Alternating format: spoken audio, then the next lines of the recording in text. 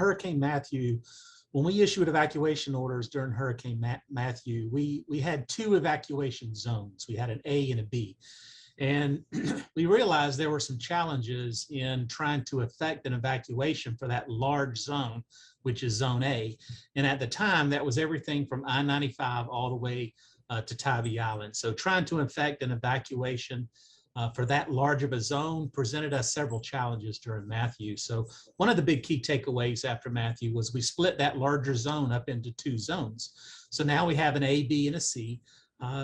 Zone A is everything from the Truman Parkway to the islands, all the way to the coast.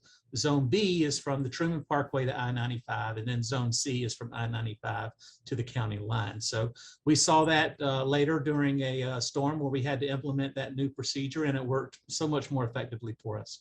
Another big takeaway from Hurricane Matthew was we had to look at strategies in which we could effectively communicate better with the public.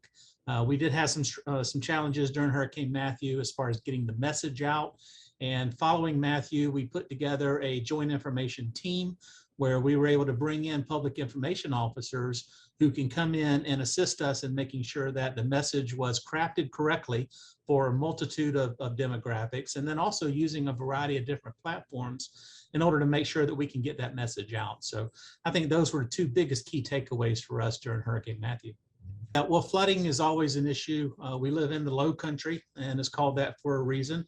But in Chatham County and in the city of Savannah and the other municipalities, flooding continues to be a big problem. There just isn't a lot of places for the water to go. So the water backs up in some of the major thoroughfares, some of the major intersections throughout our community. We recognize that, and we have strategies in place that allow for early warning to be able to make sure that people who are new to the area, who haven't quite experienced those typical flooded areas before, they can get information as far as what to do when they encounter that particular situation.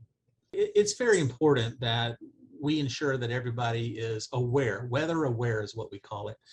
We promote the going out and purchasing a NOAA weather radio. We promote watching media broadcasters. We promote, looking at Twitter feeds or Instagram or Facebook or whatever your social media platform is that is a preference to you.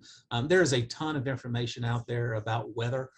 There's a lot of information that comes out about the threats associated with that weather event to your community specifically. And we really encourage everybody to just be weather aware.